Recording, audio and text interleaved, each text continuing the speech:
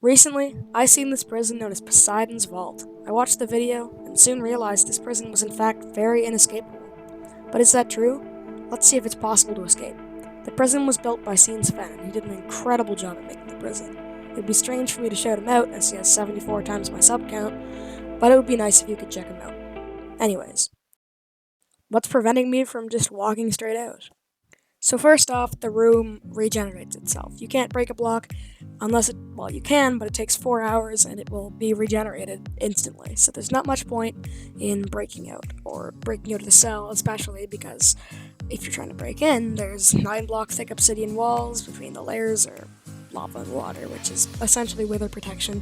7 Elder Guardians, all surrounded by a 2-block thick obsidian wall, the portal entrance.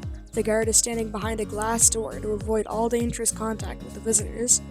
The prisoner can be easily killed by deactivating the conduit. The lever is in the guard's chamber. You will see what the prisoner is doing by stepping inside the composter. A special room can be accessed with a special keycard, and that can only be used if you have the guard's keycard, blah blah blah, yeah, okay, there's a lot of stuff that will prevent you from getting out of this prison.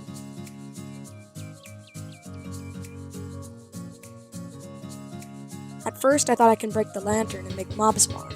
I'll wait for a mob to spawn with a tool or something useful and kill it. After my research, I really couldn't find a way to make mobs spawn in the cell.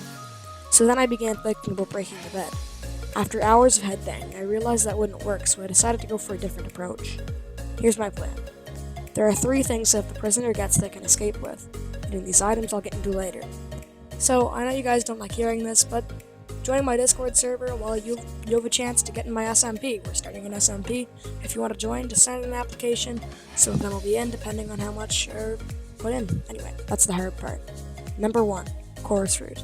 You can use chorus fruit to teleport into the redstone if you stand into a certain spot.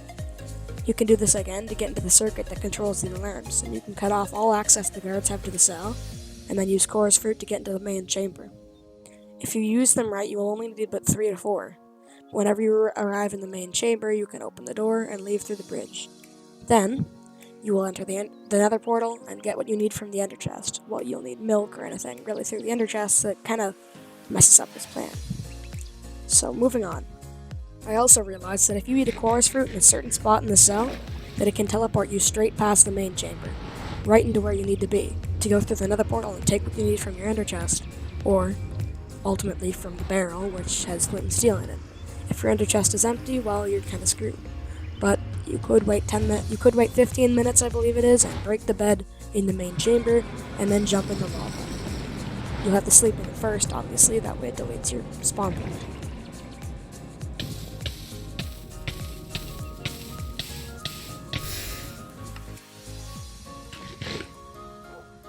The prisoner will obtain these chorus fruit from having someone teleport in and kill the drowned.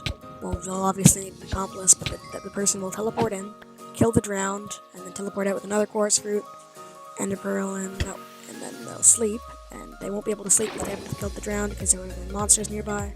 Then they're in the cell with the prisoner, and they can just give them chorus fruit, and then, well, teleport out.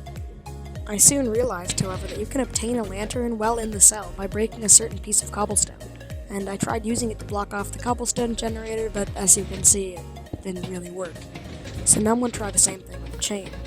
With the chain, however, it actually does work. If I put the chain here, it completely stops the cobblestone generator from moving, which is what I want, and it allows the prisoner to access the bed to break it. But how do we obtain the chain? Well, anyone could break a chain in, but there's not really a way to obtain the chain while in the cell. I've tried mostly everything I can, and the chain is almost unobtainable while you're in the cell. This brings me to the main weakness of the prison. The prison, in my opinion, is way too compacted, and it might sound stupid for me to say it, as it is massive, but most of the prison space is actually taken up with the obsidian and water and lava walls.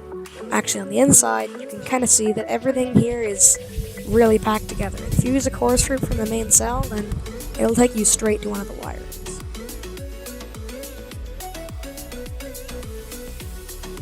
Soon, I realized if you break the top block by the bed, you can slip straight into the bed chamber and just stay there.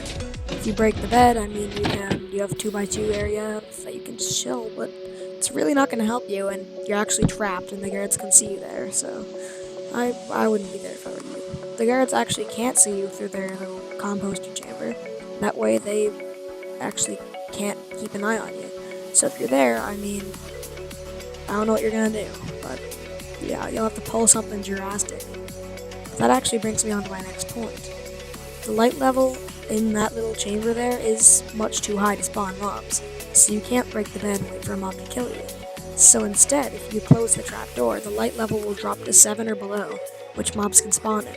And if you log out and have a player walking around in the area, then, well, they can simply spawn mobs by the prison. As long as the chunks are loaded and you're offline, because they won't spawn within a certain radius of you, then mobs could spawn theoretically in those 2x2 blocks. Therefore, whenever you log back in, there will be a mob there waiting to kill you. And of course your bed is broken, that you slept in, and you'll just simply respawn out of the prison. Alright, so here are both of the escapes.